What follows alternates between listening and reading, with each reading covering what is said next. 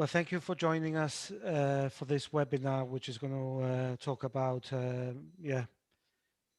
citizenship by investment program and residency by investment. So first of all, I'd like to thank Victoria for accepting the invitation to do a joint webinar. It's a pleasure sharing a platform with you, Victoria. I'm really looking forward to hear everything you have to say about global tax residency and citizenship programs. Great, thank you very much for having me today. No, the pleasure is mine. Great, shall we start? Shall I start the share screen of my presentation then? Will you, yeah, you'll introduce yourself, yeah? Absolutely, no problem. All right, so.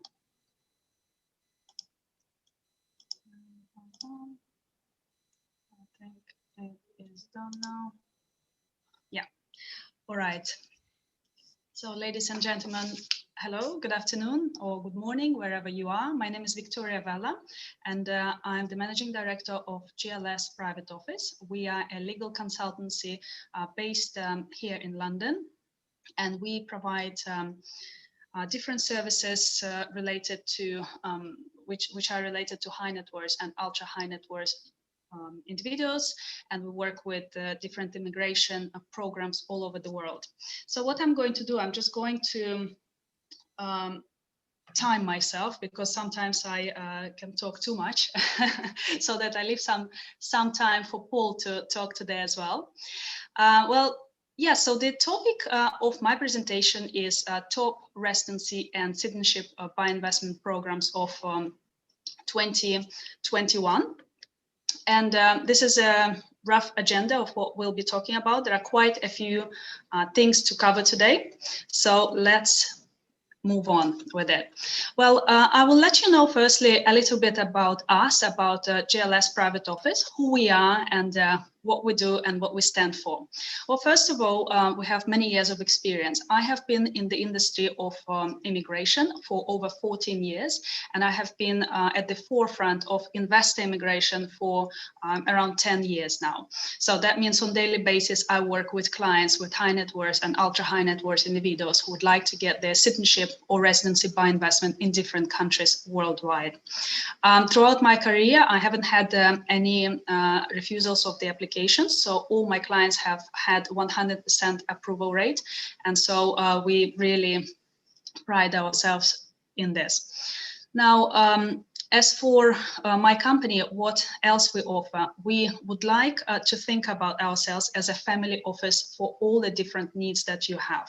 So if there are any things that we can help you with, such as ancillary services, like for example, it can be purchase of real estate all over the world. It can be education of your kids, or banking. So you need to open a bank account, or you need concierge services anywhere. We can help you with that. We are completely independent.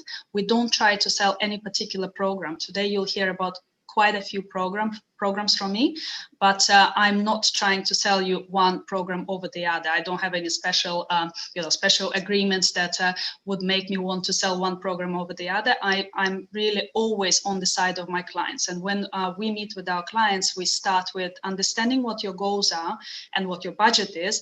And based on that, we offer you the best solution. And sometimes it could be several solutions at the same time. We also offer support to existing second citizenship or residency by investment holders. So if you ever, have we've ever assisted you with application, we are here to help you further, because obtaining second citizenship or residency is just the beginning of a long sort of route that you have. You have a particular goal or several goals you would like to achieve, and this is one of them. So we can help you with the others too. Just let us know.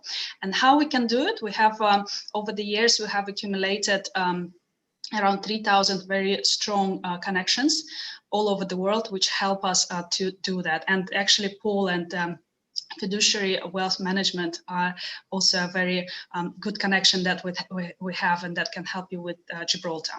Now, we help when it comes to confidentiality, it's absolutely, it goes without saying, only strict confidentiality. The information we deal with is very sensitive, of course, because, we help families to obtain citizenship, residency, and it involves children, and you need to show quite a few documents. So we make sure that, there's a strict confidentiality maintained throughout. Due diligence at the initial stage. Before we enroll you as a client, we ask you to provide a few simple documents so we can do our preliminary due diligence on your case and see what chances you have of getting citizenship or residency. Some programs are easier to, to obtain citizenship or residency of, others are more difficult. So before, we've engaged with you, before we sign the client agreement, we already will be able to tell you whether we can help you or not, because we obviously like to maintain 100% approval rate of our clients. Now, we work only with legal programs. We don't work with gray schemes. We don't help with finding routes in Romania or anything like that. Only legal programs is what our expertise is. And of course, we provide fast and reliable service, and we really do. So you can entrust us with all your matters. Right, so let's move on to the next slide, which is residency by investment versus citizenship by investment. So these two terms, of course, they differ, and they differ quite a bit. So what is citizenship by investment? What is CBI? Well, CBI, the shortest way to describe CBI is this, in my opinion. It's a legal process which allows eligible, reputable investors to apply for and receive fast-track citizenship by naturalization of another country, which runs a CBI program in exchange of an exceptional investment into that country's economy. So you basically, the country needs to have the program. It's a legitimate program that you participate in, and you pay a certain amount that qualifies you to obtain citizenship. You obviously would have to pass a strict due diligence process before you get your approval. Now, and usually you have to pay the main investment only after you've been approved. Now, what's the difference? Of course, the main difference between citizenship and residency by investment is that at the end of the successful process, the investor either receives citizenship or residency card. And what's the difference in between the two? It's a very, very big difference. Now, as for the residency, it has to be renewed usually. And it can be revoked at any time, and it can be cancelled because the program can change. The government might change. Some new leader comes into power and decides that they don't want to run the residency program anymore, and you need to be aware of these risks. It usually allows to live, work, and study in the country of where it was obtained. And even within, even in the EU. So let's say you get your residency of Portugal, which is the most popular program for residency at the moment. And you can live only in Portugal, but at the same time, you can travel freely within the Schengen zone. And it comes with certain conditions and requirements. When it comes for residence cards, there are always a few conditions you have to fulfill. There could be that you'd have to reside over there, and thereby you'd have to become a tax resident in that country, or you'd have to spend certain amount of days, or you'd have to maintain certain investment. Otherwise, it will be, the card will be cancelled. There are certain requirements. Now, it may give you some travel rights, for example, within the Schengen zone, and it can affect your tax status. With some programs, when it comes to, for example, Spain and Spanish residency by investment, apart from buying property for 500,000, you'd have to live in Spain, and also Spain doesn't allow dual citizenship. So even if you spend all that time in Spain, spend over 6 months and pay all the tax, pretty high tax in Spain throughout all these 5 years, at the end of it, you still are not guaranteed citizenship, and you also might have to give up your citizenship of origin. So you need to be aware of that. And of course, you'd become liable to pay tax. Now, when it comes to citizenship and passport, this is held for life. So you're granted your second citizenship once, and it's for you for the rest of your life, and it can be passed to future generations. So you get married, you get children in the future, they can become citizens of the country where you got your citizenship to. Now, you get diplomatic and consular protection, which is very, very important in today's world when, we have all these pandemics and so much going on, so many uncertainties. What you really need is you need to have consular and diplomatic protection. So no matter where you are, your country can help you. And if you've got just the passport of your region, then it's a bit of, it can be tricky. Unlimited right to live, work and study in the country of citizenship. So you get that. Visa-free international travel. So whatever countries are visa-free with this passport, you can travel to them, of course. You get the right to vote. And it usually does not affect your tax status as such, unless you relocate over there. So usually you wouldn't have to relocate. But if you decide to spend over 6 months over there, of course, then you'd become a tax resident, otherwise not. So why do you apply for a residency or citizenship by investment? There are quite a few reasons why people apply for these programs, which I will be talking about now. First of all, we are in 2021 now, and we've lived with COVID for 1 year. Actually, in the UK, it's been 2 days ago, it's been 1 year anniversary since the lockdown started. And since then, we've been through a few. So health is the main topic, I would say, that we all discuss nowadays, right? So, and when it comes to health, it's really very, very important for you to be able to choose where you will get your maybe medical or checkups or any medical assistance. You need to be able to move freely for that. You need to be able to leave your country no matter what to receive this assistance. And apart from that, we can also mention, natural disasters can be added here too, such as hurricanes, tsunamis, earthquakes, all that can, when this sort of things are happening, if you have another passport, you have the ability to leave. Now, access and mobility. Weak passports oblige you to face, huge bureaucracies to travel, to study, work, and to establish your business anywhere else in the world. And so second passport can help you with that. Business and education. Well, of course, everyone wants the best for their kids, and everyone wants them to study in the best schools, universities worldwide. And second citizenship can allow you to do that. Not only that, but it also can allow you for your kids to stay and to continue working where they want, and to decide for themselves. So it's not just a question of the accident of birth, right? Where you were born and that's where you keep your citizenship and that's where you stay. You get so much more, actually. You get the whole world with this. And next one is tax planning. You're be in control of where you will be paying taxes. It's up to you, and you should be able to decide where you'll be doing it. Now, security and Plan B. Different political instabilities, dictatorships of different countries, they all affect us directly. If a leader of your country, my country, anyone else's country is accused of being a criminal all of a sudden on a global scale, then all the citizens of this passport will be perceived as that. You start traveling, you realize it straight away. You start applying for visas with your passport when some sort of big geopolitical conflict has just happened. You might get a refusal, and I've seen it so many times in the past when I was helping clients to apply for different visas. With the sort of wrong passport, you can get a refusal, and they won't even explain why, because they don't have to. Now. And last but not least, retirement. At the end of the day, where do you actually want to retire? Where do you actually want to spend the rest of your life?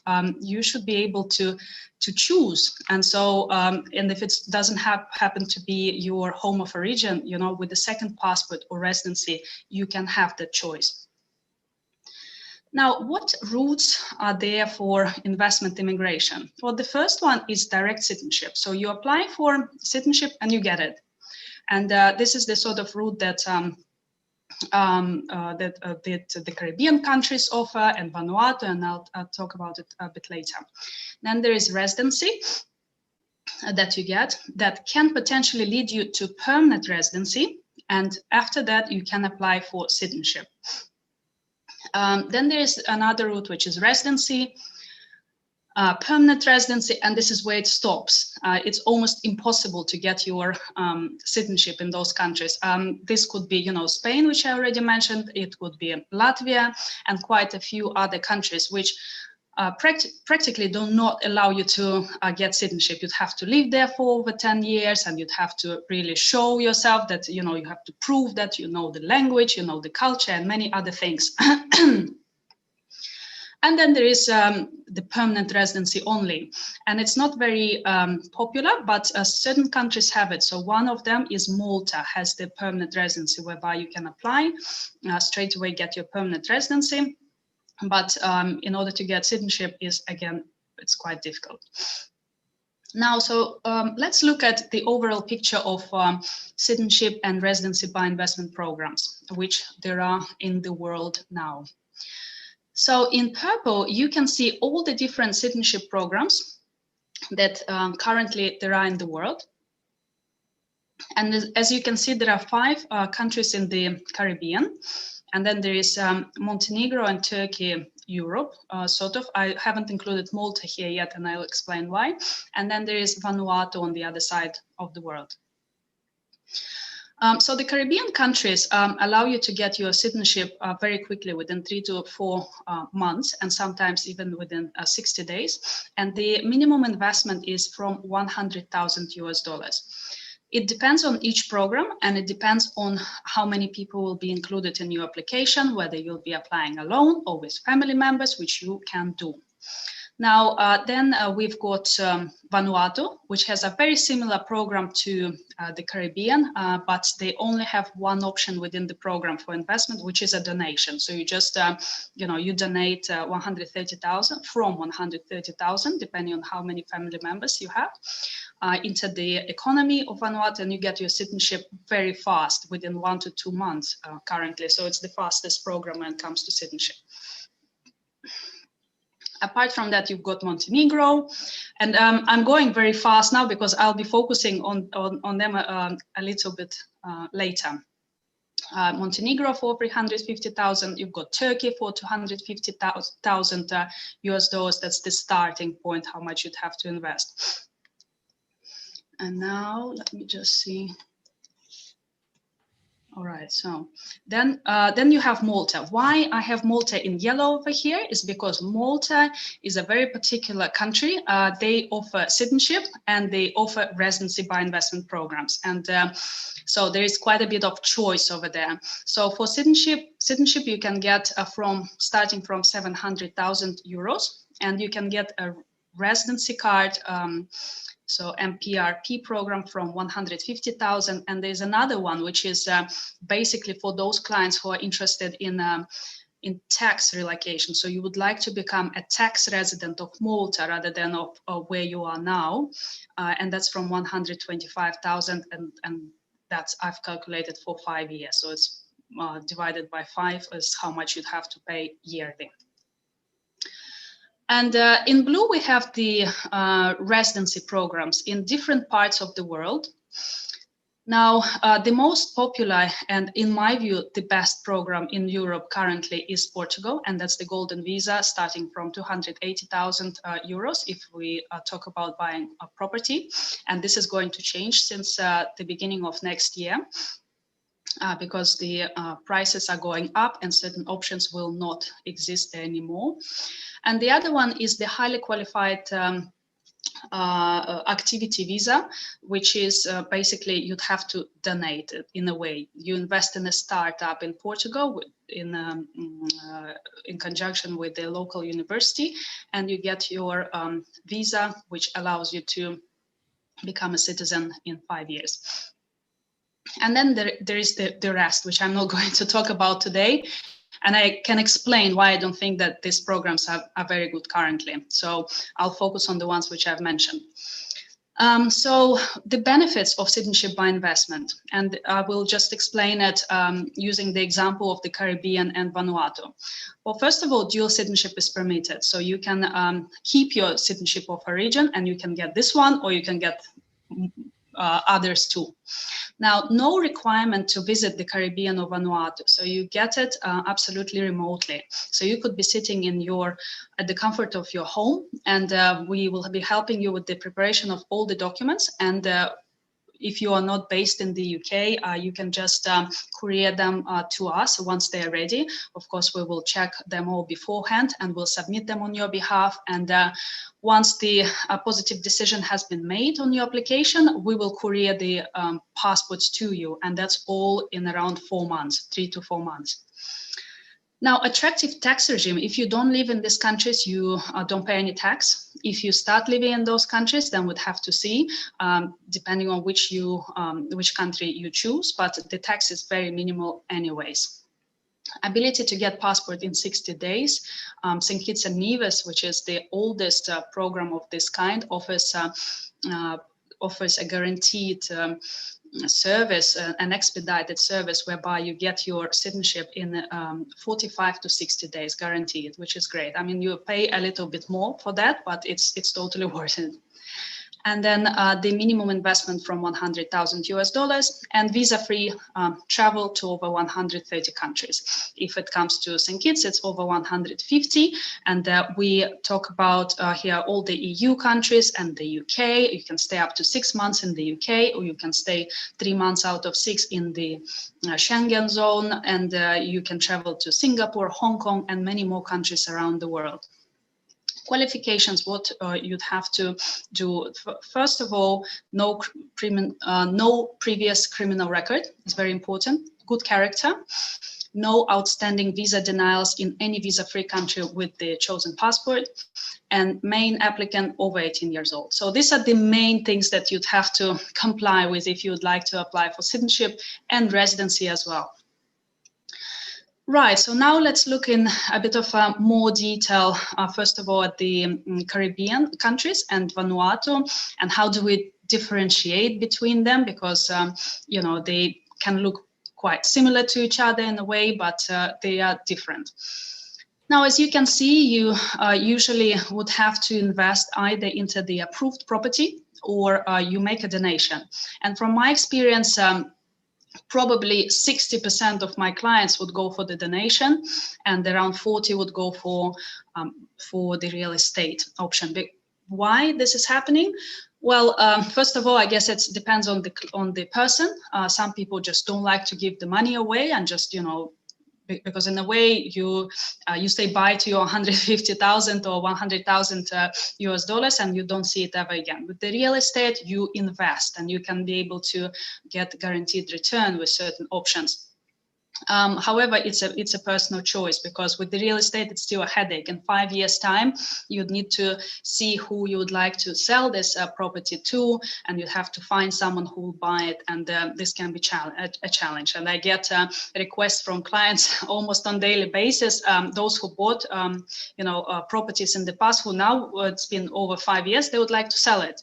So they can sell it to the next person who is interested in getting citizenship, but it's not guaranteed that they will do it now. And so it can take some time to find that person, and we try and help our clients with that. Now, so as you can see, the overall process from the time we've submitted your application to getting actually your passport can be 3 to 4 months, and with Vanuatu it can be even around 2 months. With the accelerated route of Cinquitza, it's 60 days guaranteed.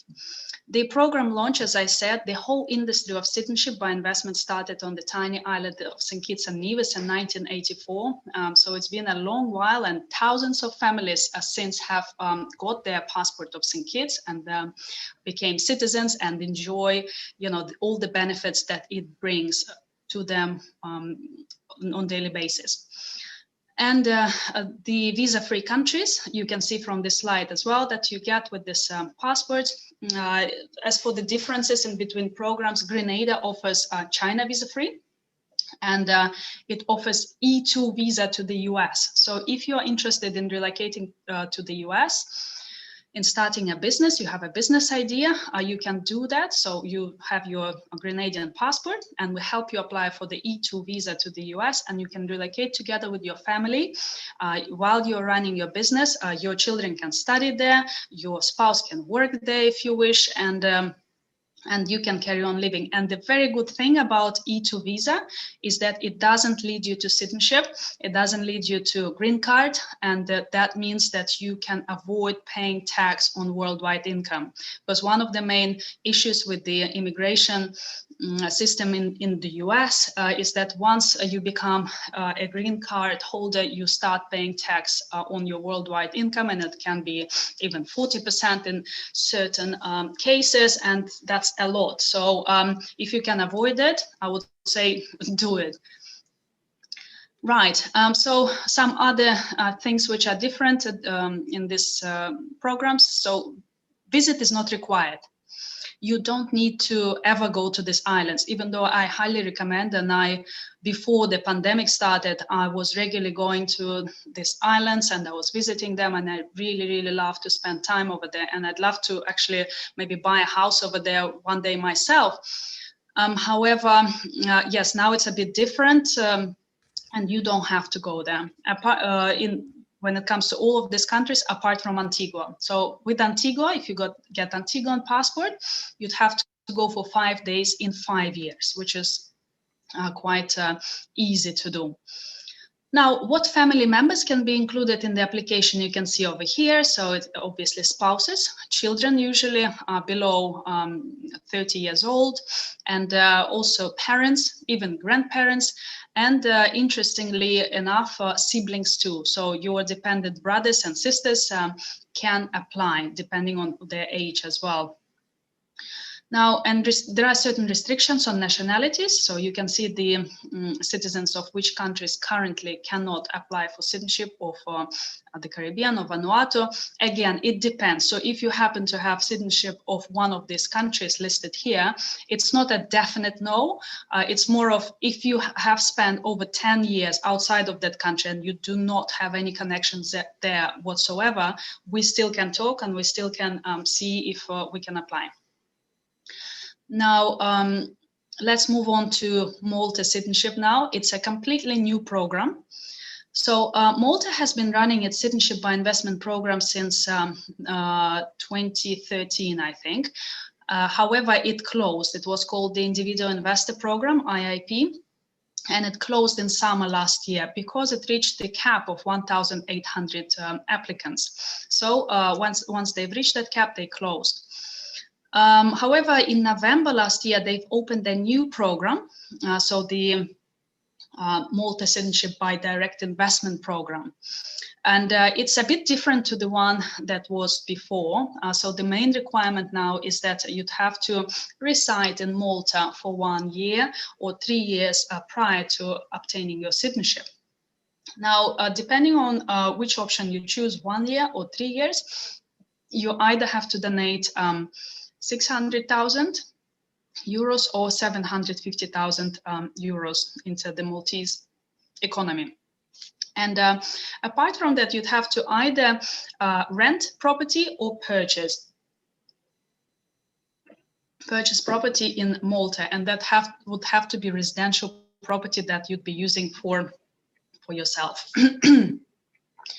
And apart from that, you'd have to make an NGO donation of 10,000 euros. So overall, it can be around 700,000 euros that you'd have to invest altogether in order to get Maltese citizenship. The processing time is 14 months until you get your citizenship if you go for the faster route, and you either get your passport in 1 year or 3 years.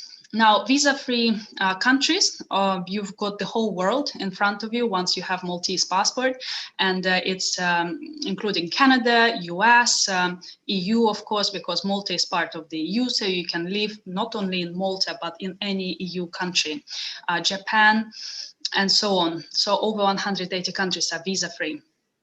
You have to keep your residential property in ownership for 5 years or rent for 5 years. And your family members can be included in the application as well. So your spouse, your dependent children below 29, and parents over 55 years old can be included in the application.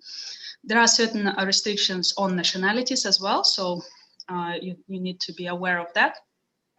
Maltese passport is a very strong passport, of course, and if you can afford going for the Maltese program, I would highly recommend that you do. Because as we discussed before, this is a passport. It's a legitimate European passport, and there are no other European Union programs currently apart from Malta which offer it. And I really recommend Malta as a country. I'm a citizen of Malta myself, actually, is my Maltese passport as well over here. So I really think that it does deliver a lot. Now, as for the next program that we have here is Montenegro Citizenship. It's a completely different program in a way because, well, first of all, Montenegro is not part of the EU yet. However, they are planning to become part of the EU in 2025. So this program of citizenship by investment is going to run only until the end of this year. And the government of Montenegro has already confirmed that they are not going to be prolonging it or renewing it. They will be focusing on joining the EU since next year. So what's good about it is that the price, it's quite cheap in comparison to the other programs. So you'd have to make a real estate investment of 250,000 euros or 450,000, depending on where you buy, in the southern part or in the northern part of Montenegro. And it has to be an approved investment. There aren't that many approved investments in Montenegro. So the choice is limited. And you'd have to make a donation of 100,000 euros. The processing time is around 6 months, so it's very quick. You get your passport in around 6 months and you can already use it. And how you can use it, you can travel, of course, you can live in Montenegro and you can travel to over 120 countries visa-free, including the EU. And the only thing is that you won't be able to relocate to the EU like you would with the Maltese passport. And you get E2 visa to the US as well as what Grenada offers. Now, you'd have to keep your property in ownership for 5 years. You can add your spouse and dependent children in the application. Certain nationalities cannot apply. And moving on to Turkey citizenship, why I've added Turkey as well. We see that the Middle Eastern clients are particularly interested in Turkey because, it's a country that offers so much. At the same time, it's very close to the Middle Eastern sort of culture. So the most popular option, there are several options within this program which take you to citizenship. However, the most popular one is real estate purchase. So as long as you invest 250,000 US dollars or more into real estate of Turkey, commercial or residential, you get your citizenship and you get it fast. You get it in around 3 to 6 months, you get your passport, which is very, very quick. And you have over 110 countries visa-free, including Japan, Singapore, Hong Kong, Qatar. But EU is not visa-free. You'd need a visa to go to any EU countries. But again, you get E2 visa to the US, so you can relocate to the US with your family, and you can apply for the business visa, the Turkish businessman visa, it's called, to the UK. So if you're interested in relocating to the UK, this is a good citizenship because you get it's very easy to get this visa.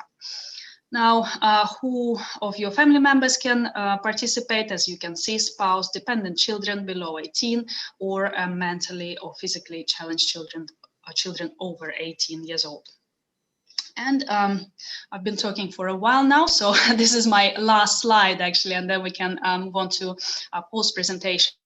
So this is the slide about the residency programs which are available in Europe now, and which I think are the top programs currently when it comes to residency by investment. Why? So first of all, Malta. offers, as I mentioned before, 2 residency programs. So apart from citizenship program, it offers 2 residency programs. One of them is GRP, Global Residence Program. What's good about it is that if you are interested in changing your tax residency and paying much lower tax, then this program is definitely could work for you. So you basically what you'd have to do is you get a tax resident status and a flat rate of 15% income tax on the funds entering Malta. The only thing you'd have to pay per annum, you'd have to pay a minimum of 15,000 euros. This is the minimum tax that you'd have to be paying, and you'd either have to purchase property or lease property. So if you purchase it, it would be from 220,000 euros, and if you lease it, it would be from 8,750 per year. And this status is renewable every year. You'd have to renew it every year. You'd have to show that you've paid 15,000 in tax and that you carry on renting your property, or you bought your house or your flat and it's still yours. You haven't sold it. So the processing time is quite quick, so 3 to 4 months, and you can include your family members in your application, including the household staff. So the household staff can also participate in this program, can relocate with you to Malta. The important thing is that you have to spend so you don't have to spend much time in Malta. The important thing is that you do not spend more than 183 days anywhere else in the world. So you do not choose any other country where you would be spending over 183 days a year, because obviously then you'd become a tax resident over there, and in that case this program is not going to work for you. So that's very important. And potentially, if you have been living for over 5 years continuously in Malta, you could apply for citizenship.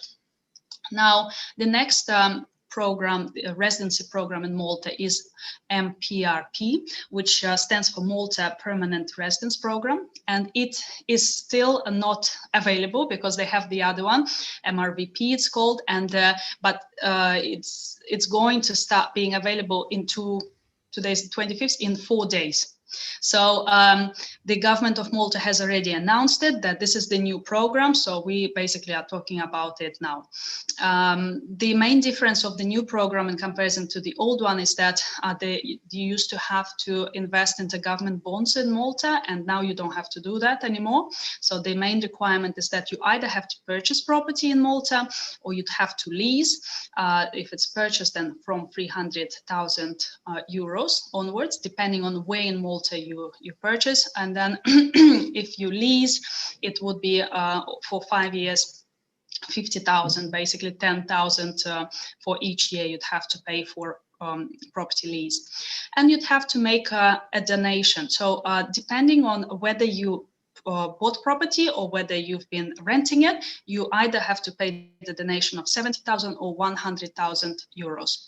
So what's very good about this program and why I have it here is because it's an indefinite PR status in Malta that you get. This is the PR status which will allow you to travel in the whole of Schengen area and allows you to live indefinitely in Malta. So you can spend as much time as you want over there, but you do not have to live there.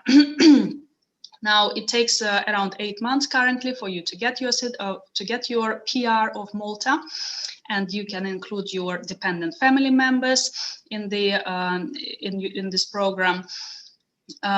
You'd have to keep the residency to keep the real estate in your ownership for 5 years, or you'd have to rent for 5 years continuously in order to keep your indefinite PR forever. So as long as these are the conditions that are met, you will have your PR indefinitely. And if you would like to apply for citizenship, then you'd have to wait for 5 years, and you'd have to live continuously in Malta. And last but not least, Portugal, of course. In my view, currently, these are the best residency programs in Europe, and I will explain why. Well, first of all, the Portuguese Golden Visa. It is a very good program. However, since the next year, since the 1st of January of 2022, the conditions to apply under this program will be different. So currently you can purchase any property, residential or commercial, anywhere in Portugal and get your golden visa. And the purchase price has to be from 280,000 euros. Now, it depends on where you buy, of course. So for 280,000, it has to be low density areas and the property needs a bit of renovation as well. Now, for 350,000, you can buy, again, properties anywhere, but they need renovation. So in areas where the renovation is required, and for 500,000 you can buy any property anywhere. So of course the most popular destinations are Lisbon and Porto, or the coastal areas currently. However, since next year you will not be able to buy property, residential property in Lisbon, Porto, or the coastal areas of Portugal. So we see that there are so many more clients would like to apply this year for the Portuguese golden visa just because of that, because obviously, they have their favorite spots in Portugal, and they have been thinking of investing over there and getting their residence card. And since next year will not be possible. So of course, like we can see that there's so much more demand this year. Now, why is this program so popular? Well, first of all, you do not have to live in Portugal to keep your residence card. It's granted for 2 years initially. It's then renewed for further 2 years. And after 5 years, you can apply for citizenship. But you'd have to know Portuguese language at a certain level, which is A2, which is not that difficult to learn. Now, you'd have to spent 14 days in 2 years in Portugal, which is not that difficult again. And so this program leads you to citizenship, which is great. You can include your spouse, you can include your dependent children below 26 and the dependent parents in this application. You'd have to keep your property in ownership for 5 years to be able to apply for citizenship. If we are talking about property, there are quite a few investment options that you can choose in Portugal. Some of my clients just go for the bank deposit. It's 1 million euros now. So you choose a bank, a local bank. We help you to open a bank account in Portugal in your chosen bank, and you'd have to deposit 1 million euros or equivalent in different currencies that you choose for 5 years. So since next year, since the 1st of January, it will be 1.5 million that you'd have to invest in order to participate in this program. So it's quite a difference, and there are quite a few other differences too that will be happening since next year. If you have any questions about it, I'll be happy to explain in more detail and show you all the different real estate developments that we work with, including the ones which have guaranteed return for all the 5 years of you owning your property. Sometimes it can be around 5 to 7% guaranteed return that you'll be getting for all those 5 years. So it's really good program. And just the last one I'll be talking about now is the Portuguese highly qualified activity visa. I'll just say briefly about it. It's 175,000 investment into the research and development driven startup in cooperation with one of the local universities of Portugal that you'd have to do. So we help you to open a company, and you run, basically the university will be running this project, and you can obviously participate if you wish to. At the end of 5 years, you will be able to apply for citizenship of Portugal, and you do not have to live in Portugal. You do not have to even visit. So with the golden visa, you have to visit for 47 days in the first year, 14 days in the consecutive 2 years. With the HQA, you do not even have to visit, and you can apply for citizenship in 5 years. The processing time is quite quick, around 3 months now. You, as I mentioned before, you can apply for citizenship in around 5 years. Well, this is all for me. I've been talking for too much today. I hope I've been able to tell you about the top citizenship and residency programs that exist currently in the world, and that are, in our view, definitely the best ones currently, and I've explained why. If you have any further questions, please get in touch. Here are all my contact details and the contact details of my company. Me and my team will be happy to answer all your questions and provide any relevant information. So now with this, I will just ask Paul to maybe unmute and present his presentation. Thank you very much, Victoria.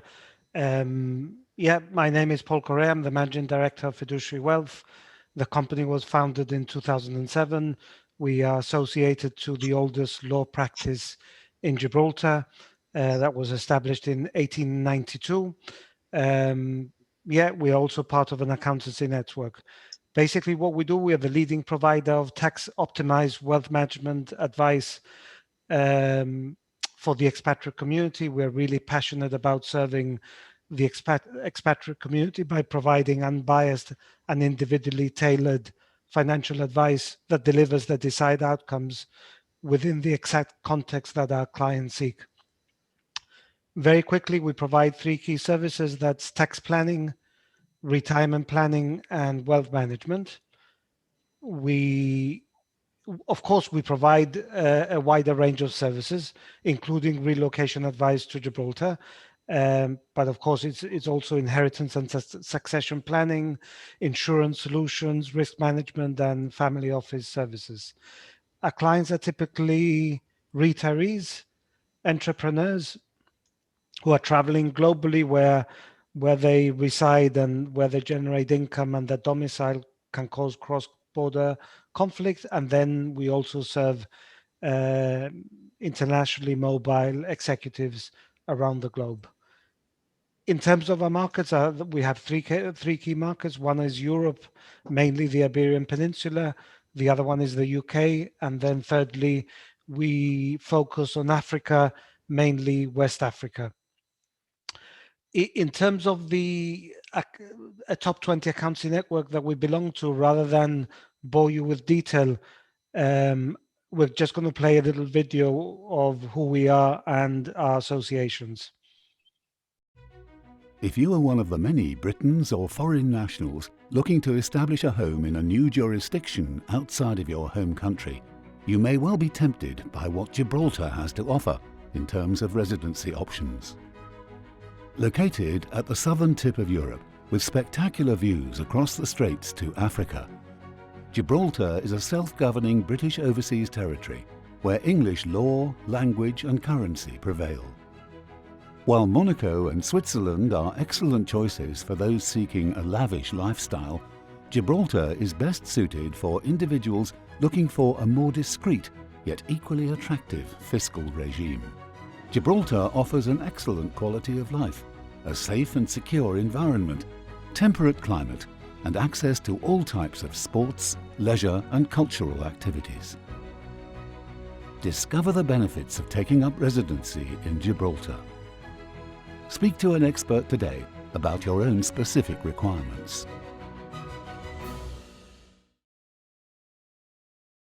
Let me share the residency excuse me, presentation. I'll be okay. Can you see there? Yeah. So I'll be as brief as I possibly can. So very quickly about Gibraltar Residency. In any case, our website is at the bottom, at the footer of the presentation. You can see there, gibraltarresidency.co.uk.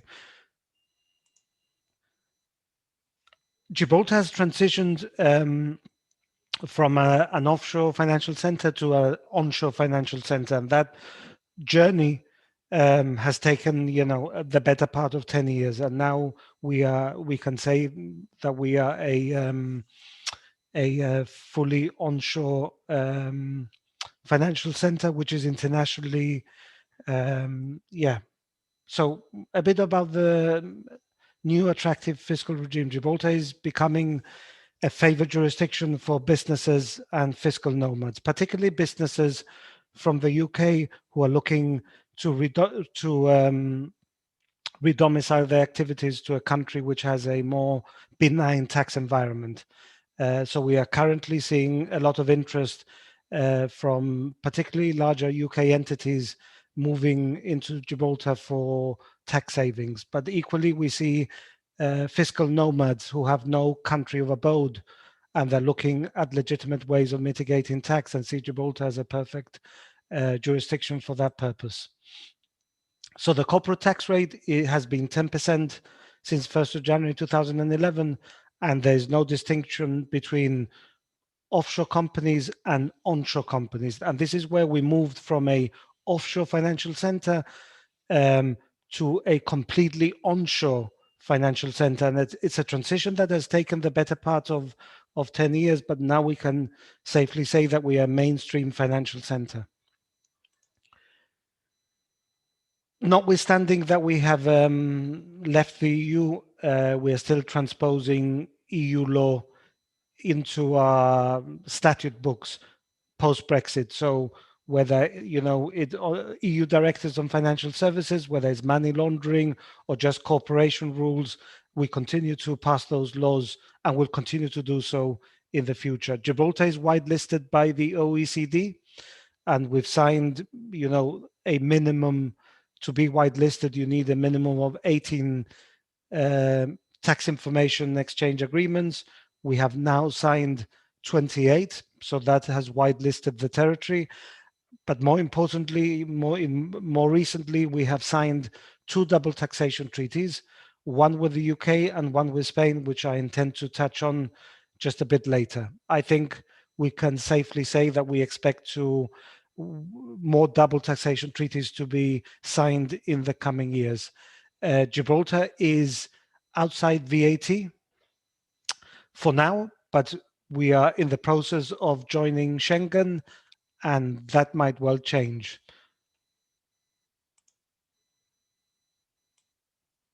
So, two routes to residency in Gibraltar. One is Cat 2, formerly known as high net worth individual status, and the other one is on self-sufficiency grounds. And I'll explain very briefly. I won't go into the minutiae.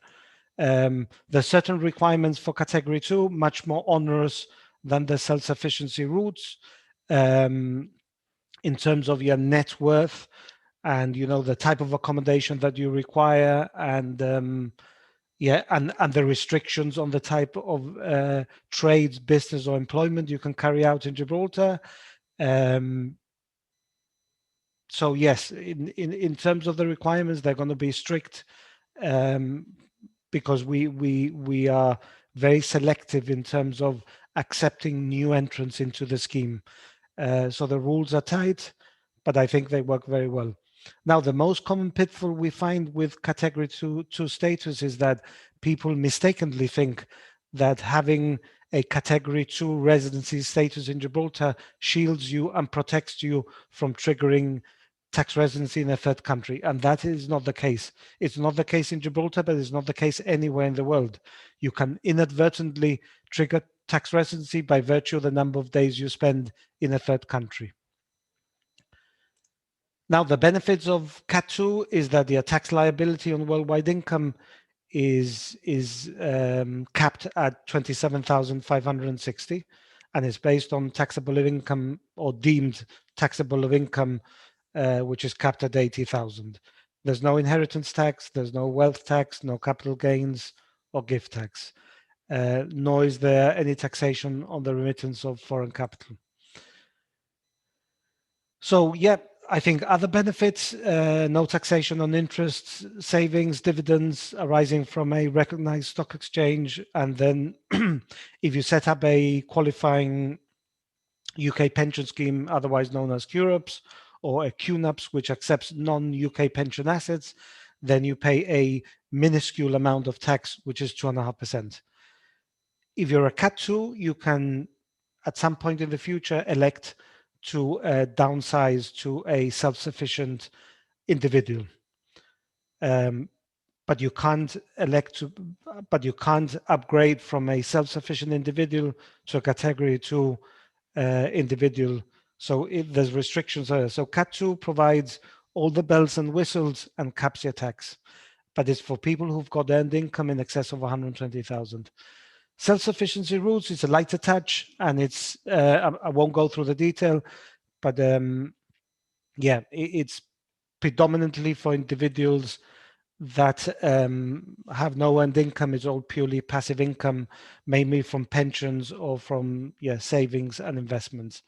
And theoretically and potentially, you may end up paying no tax whatsoever. So that's a possibility under the self-sufficiency route. But as I alluded to earlier, you can't switch back to Cat 2.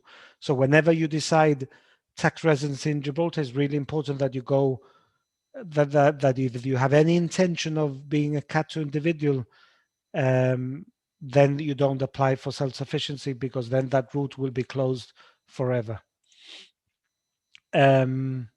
So summary of the benefits of Gibraltar residency: whichever route you take, it's a favored address for fiscal nomads looking for an attractive tax regime. There's no inheritance, there's no wealth tax, there's no capital gains, there's no gift tax. It's also a favored location for businesses, not just gaming, but increasingly we are attracting business from Israel, the Silicon Valley in Israel with technology and DLT Ledger and so on. They are establishing their own businesses here in Gibraltar because it's quite is a very attractive tax regime. We've got a pool of talented individuals in those fields that can propel and grow the business. In addition to the low corporate taxation, I think worth mentioning that post-Brexit, Gibraltar might join Schengen. They are currently negotiating a treaty with the EU, UK, Spain, Gibraltar, in the midst of a negotiating period to try and see if they can, sign a treaty which will allow, allow Gibraltar to join Schengen. So what are the main benefits of Gibraltar residency? I think a mainstream British onshore financial services center with a business-friendly environment. I think we're outside the EU now, but we're still, physically attached to the EU. Unlike Jersey, Guernsey, and the Isle of Man, they were never part of the EU. We were associate members of the EU through the UK. And, with Schengen and being physically attached to the EU, I think that gives us a distinct competitive advantage. We are the first jurisdiction globally to introduce legislation around distributed ledger technology, and we have positioned ourselves as a leading blockchain and cryptocurrency tech hub. And I think that is one of the drivers of the new economy, and where we're seeing an influx of companies and talented individuals. I think conditions to trigger tax residency are significantly less stringent than other countries and might make us a bit more attractive. Immigration and citizenship and passports is a bit more complicated. EU citizens are required to have lived in Gibraltar for 5 years in order to apply for citizenship. And then you can apply for a passport once you've secured your citizenship. But it is, it is not straightforward. And I'm not going to go into the detail because in the Q&A, we're going to touch upon that. And I think this is just going to confuse matters. For non-EU citizens, the process is more complicated. You need a visa, whether it's a work permit, a student visa, or a family visa, or similar arrangement. However, if you're married to a British passport holder, then you won't have too many issues establishing residency here. So let's say we recently had a British national, his wife was from Kazakhstan, and he could establish his residency here, and his wife could piggyback on the fact that he's a British passport holder and establish residency, and it's fast-tracked and it's fairly simple. The process for applying for citizenship, as I said, for non-EU nationals may take longer than 5 years. After 5 years, you can apply. They say it takes up to 12 months, but the reality is that the process is fraught with difficulty. and it's a long-winded process, and there's a limit to how much a population of 35,000 can take on new citizens. So we don't promise that this is the magic pill that solves all the problems with citizenship. It will take its time. And it all depends, where your country of origin is, whether you have a dual nationality or not. So that's our presentation. Very simple. So do we move on to the Q&A, Victoria? And I'll unmute myself. Okay. Yes, sure. So shall we start with the questions from us, and then, because I think there are some questions. Yes, in the audience. we can do that at the end. Yeah. All right. Perfect. Yeah. So thank you very much for the presentation. It was very interesting to listen to it, and I think Gibraltar does offer very good programs for those who, there is an audience for Gibraltar, like there is audience for any other program that there is in the world. And personally, after having heard about these programs from you, mostly after having discussed it with you, I started thinking maybe I should, relocate to Gibraltar, because the weather is definitely nice over there. You've got the beaches, and you can, it's close to Spain. Sounds really good after 1 year in lockdown in the UK. And also, of course, the main benefit, I guess, is the flat corporate low corporate tax, isn't it? So that's really nice. So yeah, I'll think about it personally. As for the questions, have you experienced a surge in demand for Gibraltar residency applications post-Brexit? So have you seen that it's getting you're getting more clients who would like to apply? Yeah, that's a really good question. Yes, we've seen a massive increase in the number of inquiries. They're mainly Brits and to a lesser extent Europeans, but it's mainly, I would say, Brits and Europeans. And I think, the interest we've had from Brits, they're mainly in Spain, and I consider that to be a post-Brexit phenomenon. We're talking about people who have been living under the radar in Spain for many years. And I think they realize that they can no longer be tax residents either. They are, so-called tax nomads. The game is up. They realize that they need to rearrange their tax affairs in a more tax efficient manner. And being so close to Gibraltar, they see this as the perfect route. I think the interest in Gibraltar residency is driven by two factors. One of them is retirees who are seeking a combination of lifestyle benefits, as you've seen from the 2-minute video, and greater tax efficiency. And then secondly, I think we see it from entrepreneurs looking to redomicile their business to optimize their tax position and grow their wealth. So those are the two pockets of interest that we see. But you're right, they're mainly Brits, but not exclusively. I think Europeans are increasingly turning their attention to Gibraltar, as you say, one of many options in the marketplace. Right, perfect. Thank you very much. And how long have you been living in Gibraltar yourself? Well, for my sins, all my life. All your life, wow. 35,000 people. Is it?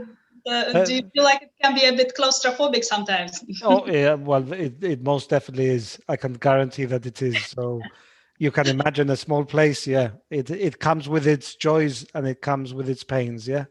I guess you meet clients every time you go out. Sorry? You probably meet your clients every time you go out.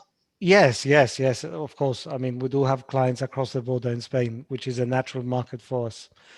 Victoria, quick question for you. What do you think the investor immigration program, why do you think the investor immigration programs are becoming increasingly more popular among, high net worths and ultra high net worths? I think, yes, it's definitely the case that they are becoming more popular, and we have seen, they've been popular throughout since they've started, but I would say we started seeing more and more applications from 20 12, and initially it was just St. Kitts, and then other Caribbean countries started introducing their own citizenship programs, and then Malta, and then Cyprus, and Portugal introduced its residency program in 2012, and so then the other programs started appearing. All of a sudden, there's quite a bit of choice of what you can choose when it comes to citizenship or residency. However, particularly since last year, we've seen that there is much more demand from clients. And I would say it's probably because of the pandemic. That's something that has never happened before. You know, it's unprecedented times that we live in. And if last year, initially, since March last year, people, I could say, that you know, more people would look into it. Now, from this year, looking at March this year, I see that people are ready to start action even more, because it's been 1 year and it doesn't look like it's getting much better. You know, even though the UK is planning to relax the lockdown and make it supposedly go back to normal by June, but at the same time, Europe is now has the third pandemic wave has started in Europe. So again, now we have to deal with that, and it's just even with the vaccinations which are coming, they're coming a bit too slowly, and there is so much uncertainty. Meanwhile, if you have only a visa to travel, and let's say you are a Russian citizen, and this is the majority of my clients, I would say over 70% currently are Russian citizens. And if you are, let's say, a Russian citizen and you've got just a tourist visa, even if it's a tourist visa for 5 years to go to Schengen, and you've got a nice house in Cannes or in Nice, you cannot go, you cannot travel, because you will not be allowed, because you are not a resident and you are not a citizen of the EU. So that's something that my clients in the past, some of them didn't understand or didn't quite believe, when I would say, you know, anything can happen, things change quickly, and you know, it's your security, it's your lifestyle that you're used to, that potentially without having residency or citizenship, you are at risk of losing. And that's exactly what happened. And it happened so quickly, so rapidly, that now all these clients who are just left with a visa, for example, they apply for citizenship, or at least for European residency. Good point. Yeah. So yeah, I think it's hopefully the pandemic will finish soon and we'll be back to normal. But in the meantime, it's important to have the insurance policy of the second passport for residency. Yeah. So now I guess I will ask the question to you. Okay. Yes. And so what do you think, what sort of post-Brexit treaty do you think Gibraltar is likely to have with the EU? Because the UK has left the EU, and since Gibraltar is part of the UK, but at the same time is geographically there, what sort of treaty do you expect there will be with the EU? Well, I mean, it's very difficult to say, because the treaty is being drafted as we speak. But you know,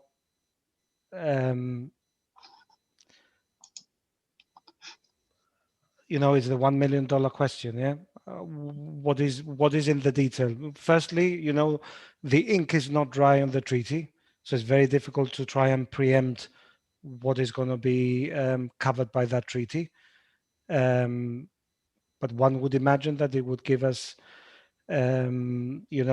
visa-free travel across the EU. It will simplify matters, but to what extent, we don't know, because, will it include VAT? Will it not? Will the treaty be signed?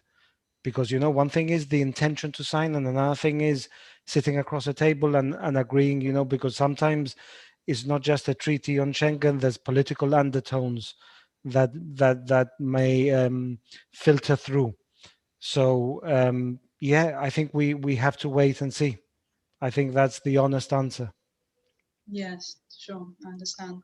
And I guess so. And also with Schengen, it doesn't look like at the moment there's much information on Schengen of what is going to happen, whether Gibraltar actually will join Schengen, because at the beginning of the year it was on the news a lot, but now it seems to have quietened down. When do you think we'll have more news on this? No. I think the news was at the end of the year, because that was the deadline as a post-Brexit strategy, and they had to come with an announcement. Either they struck a deal or they didn't strike a deal.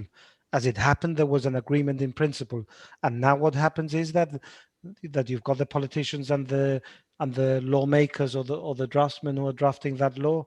They must be, negotiating and sitting and drafting, and that will take time, and that is done behind closed doors. So I would imagine, it's difficult to say, but one would think that maybe it resurfaces again at the end of June, July. They said that it could take up to 6 months, but it could take longer than that, of course. But if everything goes well, maybe in 5 or 6 months, we have further news on how much progress has been made or no progress whatsoever. Who Yeah. knows? But I think there's goodwill on all sides to strike a treaty. And that's the most important. If there's goodwill, there's everyone has their positions that they try to protect the political views. If those can be left aside, there's a space in between. They can negotiate a treaty which is practical and makes commercial economic sense. And I think that's what they'll do. It will be very interesting. It will be very interesting to see how this all will work out for Gibraltar and for Europe. Okay, and shall I ask you a few more questions about the program, or shall we get some questions from the audience? What's well, I don't mind. We can take questions from the audience if you want. I think there are a few questions. Yeah, let's do that. So I think so. There's one from Richard. And it says, because of Brexit, would Gibraltar be a viable jurisdiction for EU market access and passporting of services better than Ireland? Well, I think we have to draw a distinction between one thing or another. I think Gibraltar doesn't have market access. Gibraltar lost its passporting rights on the 31st of December 2020. I mean, we were joined the EU as an associated member in 1973, as an associated member of the UK. So we had to transpose EU law, and we were part of the EU market. And we left on the 31st of December when Britain formally exited the EU. So we lost our passporting rights and market access. That has been lost, and that won't change. Yeah. Unfortunately, that is one of the downsides, I think, of having left the single market in financial services, at least from a financial services passporting perspective, because Britain has signed a trade agreement which covers fishing, which accounts for a minuscule amount of UK GDP, but hasn't signed any post-Brexit agreement covering financial services, which accounts for, I don't know, 12, 17, 18% of UK GDP, which is quite strange. There was an agreement in place that post-Brexit, they would set up a regulatory framework that would allow for equivalence rights, right? Which means that effectively the EU would recognize UK financial services regulation, and equally the UK would recognize European financial services regulation, and it would allow on a temporary basis, it's a temporary regime that can be withdrawn at any time, European companies to provide financial services in the UK and vice versa. But after Brexit, Michel Barnier poured cold water on that and said that they were in no hurry to do what they said they were going to do before the ink was dry on the trade agreement. But hey, that's where we are now. Right now, we have no market access to the EU. In answer to Richard's question. Wow. Yeah, that's it's quite crazy that it's taking such a long time, right, to get this sort of things sorted. There are a few more questions. Let's see, there are several questions for you. I think this might be for me. What country for investment should one choose to acquire a great opportunity to study? Unless, Paul, I guess probably a question. Should I answer Mr. Robin Webb, who's got 2 questions?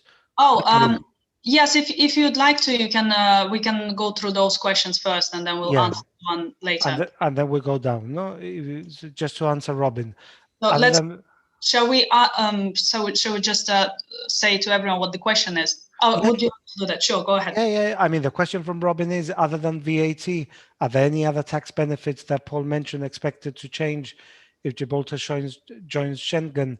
Until the treaty has been signed, there still seems to be some uncertainty over what benefits will remain for people considering residency. Look, Robin, I try to draw a distinction between what is residency and what is Schengen. I think Schengen could potentially be the icing on the cake, making Gibraltar even more attractive because of the ability to, again, it depends on what shape this treaty takes. But if it allows visa-free travel across the EU, and you're not queuing up as a third country, then of course we would be in a favorable position versus the UK. A UK national living in the UK and visiting the EU would have to queue up as a third country, and potentially we would have, this borderless travel. So I think from a business perspective, it could be very positive, but unless and until we have that treaty signed and explained to the populace, we don't know. We're just speculating what that could be. So that answers the first part of your question, Robin. In terms of the second part of your question, and you ask, self-sufficiency is well suited to people considering retiring in Gibraltar who are reliant on passive and pension income. Can it also work for people still working but with income outside of Gibraltar, or is CAT2 the only practical option here? That is a fantastic question, Robin, because in reality, self-sufficiency doesn't exist in it is a tag and a label that we have applied. Actually, self-sufficiency is really the same rules that I would have if I was living in Gibraltar and self-sufficient, then I would pay no tax. So it's just a label. So potentially, and this is where we add value, you could be you might have savings, investments, and pensions where you pay minuscule tax, but equally you could be in receipt of dividends from a company in the UK or elsewhere. You could be in receipt of earned income, and this is where we have to crunch some numbers and see which route is the most favorable route, because you could be sitting between self-sufficiency and CAT2, and you could go either way, because you have both passive income and earned income. I think it's a great question, Robin, and the devil is in the detail, and we would need to know the facts to be able to give you a full, explanation and say which route is better. But you're right. You're right about that. So the next question, I guess, goes to Victoria. It says, what country for investment should one choose to acquire a greater opportunity to study? Yes, well, it actually depends on where you would like to study, because you could want to study in the US, you might want to study in Australia, or some people prefer New Zealand, or maybe Europe. So if we talk about the programs that I've mentioned today in more detail, if we compare all of them, I would say the best one probably would be the Maltese citizenship program, because that program actually allows you to get your citizenship in 1 year, and you will be able to, with this citizenship, you'll be able to live in any part of the EU, in any EU country, and you can choose which country you study in, apart from the UK. It used to be the UK as well, up until recently, up until the UK decided to leave the EU. However, I mean, obviously, with the Maltese passport, you'll be able to get a student visa, no problem, to come to the UK and study as well. But you can choose any of the EU countries with the Maltese passport to study. But before you get it, you obviously will be able to live in Malta if you wish to, and study in a very good University of Malta too, if you wish to. Now, apart from that, obviously the Portuguese golden visa or the other one, the HQA visa, they also allow you to live in Portugal. So if you wish to, to study in Europe, and if Portugal is the place where you'd love to be, then this would be a great solution. So yeah, it really depends on in which country you would like to study. We start from that, and once we know that, we'll be able to locate the best investor immigration program for you. Okay, thank you, Victoria. There's another question from Richard here, Richard Moore. He says, no chance of passporting in the future? Well, the answer is no, but there could be equivalence rights if Britain and the EU agree a regulatory framework for financial services, which is acceptable to both parties. And then you ask Richard as well, what is the housing capacity in Gibraltar? Can Gibraltar deal with the demand from new residents? The housing capacity is, I think, still good. There's a big influx of individuals wanting to establish residency. Properties are snapped up very quickly. That is true, whether it's for rental or for residency, but there's still capacity, and they are continuously they've got a lot of space still to build more high quality apartments for incoming Gibraltar residents. So I don't think that is an issue now, but clearly yeah, the demand is building up, and that could cause a supply issue further down the line. And then Robert Quested asks, until a Schengen agreement is reached, what access to Schengen region do residents of Gibraltar have, as there is free access at the Gib-Spain border? Well, I think there's two parts to this question. First, the Gibraltar is no different to the UK. We can spend, I think it is 90 days, every 180 days in any Schengen country, EU country. What we've lost is the ability to spend 180 days consecutively. That we can't do anymore. Unless, of course, then you go to Spain and you get a non-lucrative visa, a golden visa, and then you can spend the period consecutively. And if you're smart enough and you don't want to trigger residency, you stop at 175 days and you don't spend more than 175. So what we've lost is the ability to spend a consecutive period of time in excess of 90 days, maybe to 180. That's what we've lost. But then in answer, Robert, to the second part of your question, which is a good question, say there's free access. Yes, there's free access at the Gibraltar Spanish border. But you know, once you've seen that there's works at the border as we speak. Once those works are complete, I would imagine that there would be a channel for Brits and third country nationals, and they would have to queue up and take a bit more time. And there would be another channel, I would imagine, for people who've got Schengen passports or Schengen, access, and those would have greater mobility. So I think that would be the distinction. But again, I think as soon as that treaty is signed, I think we'll know a bit more. Great, thank you. And so can you tell us a little bit more, please? What are the actual, how easy is it to get citizenship in Gibraltar?